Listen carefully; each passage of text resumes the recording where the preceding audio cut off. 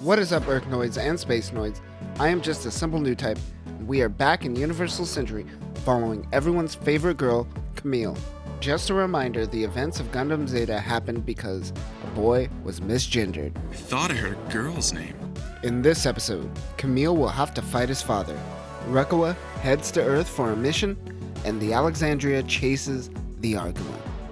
So let's get into this.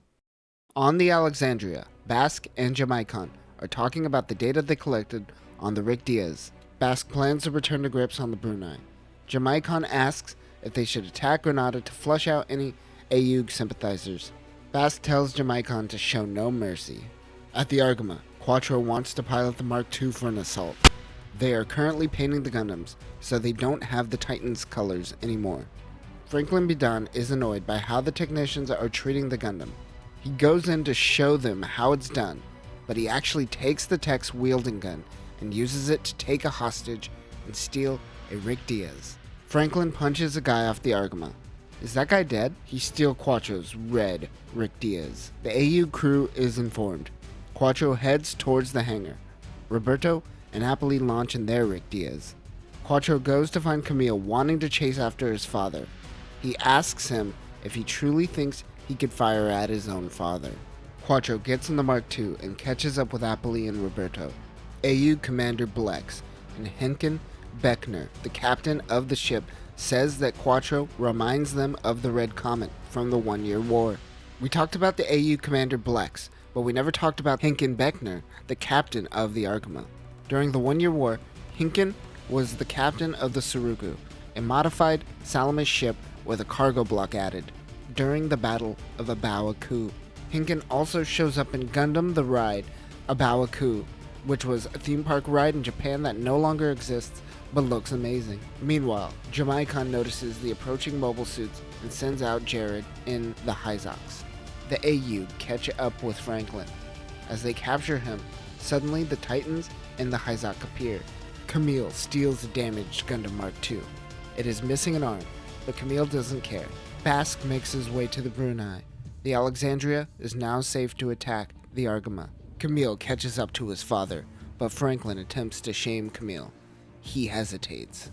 Quattro comes in and tells him that hesitating can cost him his life.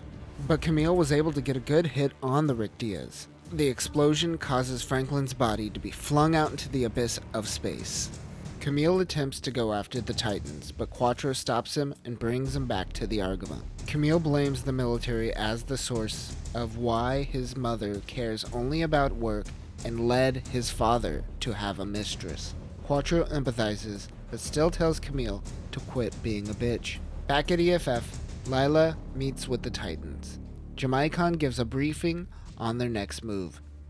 Kamille is designing his own mobile suit. He passively gives it to Rekkawa. Rekkawa asks Emma why she left the Titans. This is where we learn about the Colony 30 of Side 1 and how they used G3 poison gas. This gas is stronger than a VX nerve agent or mustard gas and was developed by NATO. Hey, they actually did something for once. Meanwhile, on the Alexandria, Lila beats up Jared.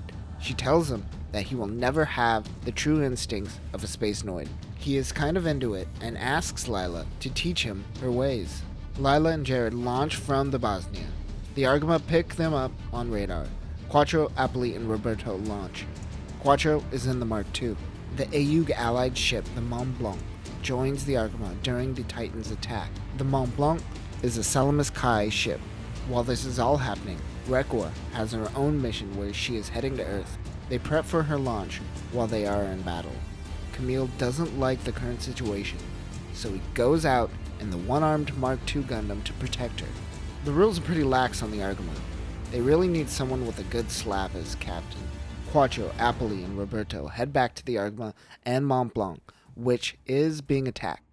90 seconds before they launch Rekkawa's pod, the Hysinka, they don't make it back in time before the Mont Blanc goes down. Back on Earth, Amuro senses something happening in space above him. Jared attacks Kamille in the Mark II. 60 seconds until Rekkawa launches. Quattro is being slowed down by Jims. Kamille gets the upper hand on Jared. 3 seconds. Rekkawa launches. Jared returns in his Hyzox. Kamille takes off his arm as Jared retreats again. Rekua underestimates Kamille's abilities. Kamille wonders what her mission on Earth involves. Jared is mad that he lost to Kamille once again. The captain officially makes Kamille a pilot on the Argama. Kamille wants to think it over before becoming an official pilot. Back on the Alexandria, Jamaicon is trying to figure out where the hidden AU base is located.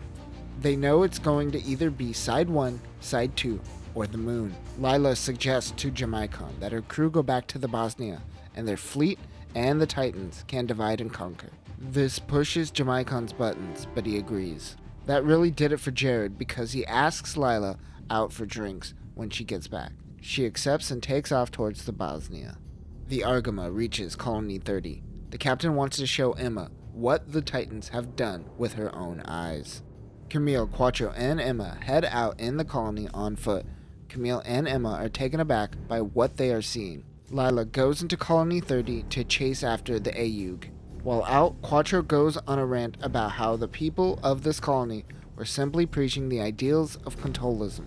What is contolism? We discussed this in our first video, so I will sum it up. It is the idea that mankind should leave Earth and let it evolve naturally. An Earth void of humanity. Naturally, Basque responded by murdering the millions in the colony. Quattro tells Emma the main reason this colony was gassed was because Earth is starting to get afraid of new types and the space noids were getting complacent. Lila enters the colony and overhears all this. She denies Basque's wrongdoings. She pushes Kamille and runs off. They get back to the Argama fast. Kamille goes out into the Mark II, this time with 2 arms. He goes after Lila's Galbadi. Jared wants to go out, but Jamaicon prevents him and tells him to keep his emotions out of the mission. Kamille tries to get Lila to consider Quattro's words, but she refuses. They fight around the colony. Lila is starting to panic. Kamille hides in the colony debris and hits the Galbadi. Camille's skills are top-notch. He shoots and takes down Lila and her Galbadi. Jared isn't going to get that date. Back at the Argama, the AU crew welcomes Kamille as a pilot. However, Kamille is starting to get frustrated that everyone is trying to make him a soldier.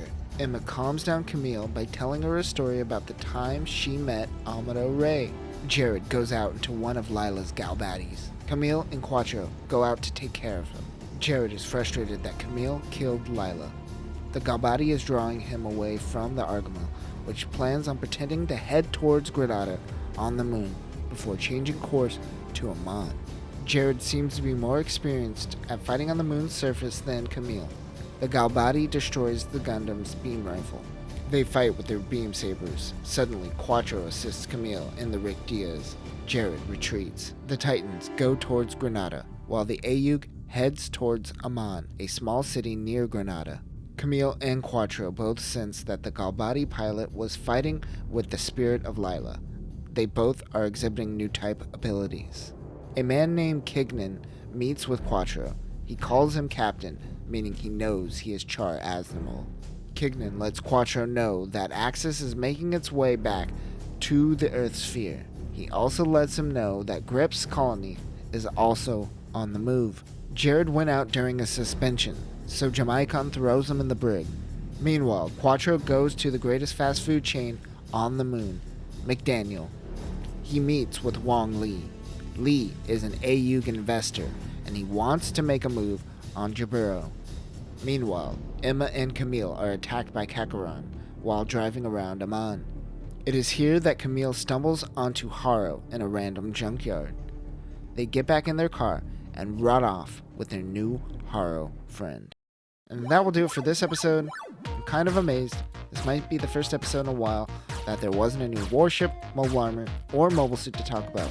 One thing we can talk about is how much of a little psychopath Kamille is throughout this series. They were nothing like parents! Nothing! Kamille? He did just lose both parents, I suppose. Regardless of his psychopathy, he is starting to exhibit new type potential, and the crew is starting to recognize this as well. In our next episode, we will run into Kai Shiden, former White Base crew member and taker of slaps. But that will do it for this one, new types. Remember, the phrase, "don't go gassing colonies," is the Space Nord equivalent of Don't Go Chasing Waterfalls. Peace.